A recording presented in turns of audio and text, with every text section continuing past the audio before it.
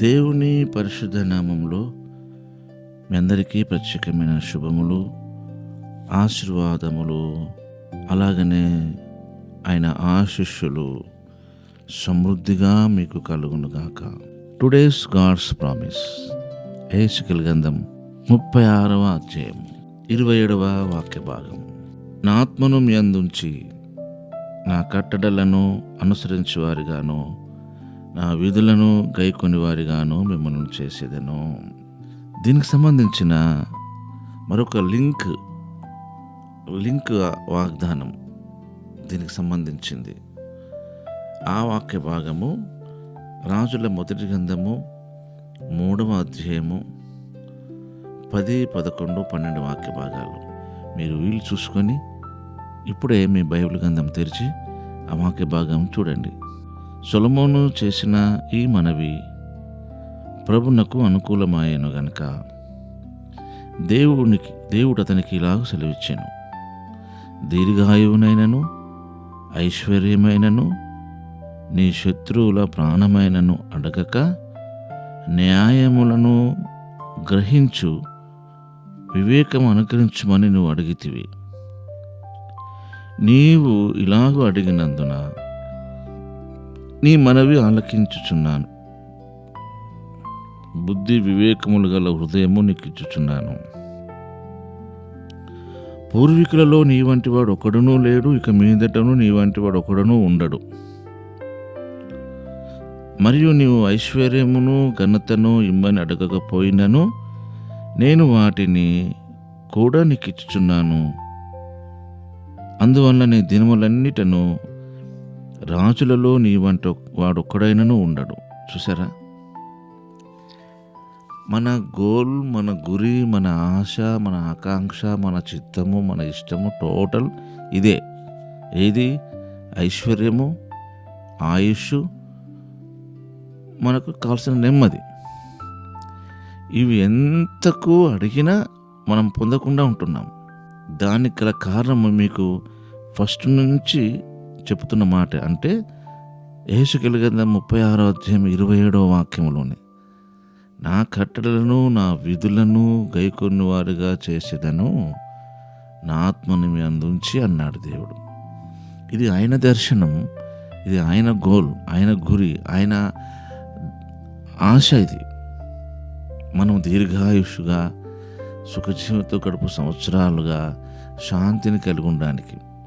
కానీ మనము ఏది చేస్తే పొందుతామో అది చేయకుండా కేవలము మనం చేసేటి అడగకుండా, ఆశించకుండా కేవలము మనం ఇవి చేస్తే ఏ వీటిని పొందుతామో వాటి మీద దృష్టి ఉన్నది మనది. ఎంత విచిత్రమో చూడండి.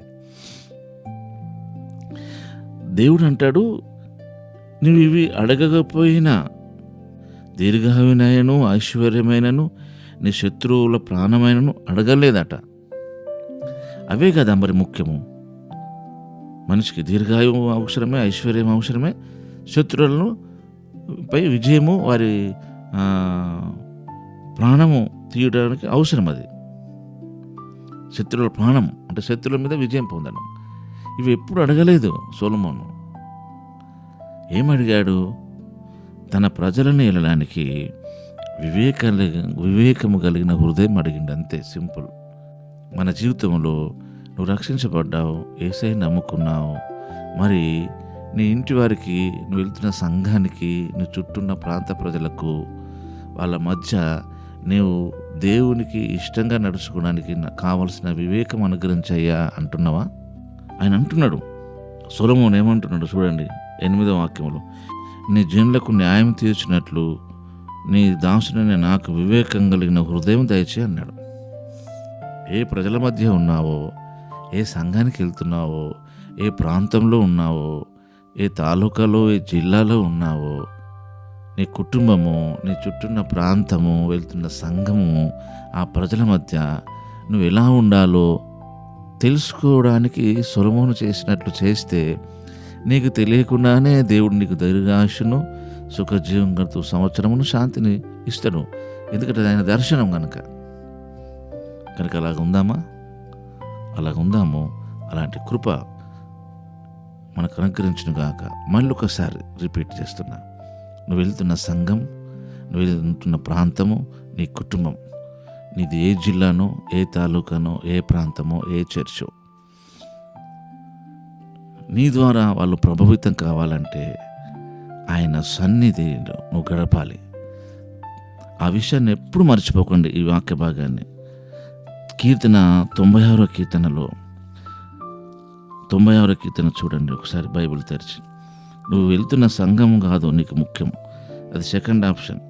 ఫస్ట్ ఆప్షన్ ఏదైతే ఉండాలంటే దేవుడు సన్నిధి నీకు ఉండాలి ఫస్ట్. ప్రతి దినము బైబిల్ స్టడీ చేసే అలవాటు నీకు ఉండాలి.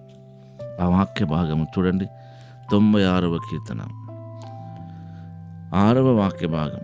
ఘనత మరియు ప్రభావములు ఆయన సన్నిధిలో ఉన్నవి, బలము సౌందర్యములు ఆయన పరిశుద్ధ స్థలములో ఉన్నవి.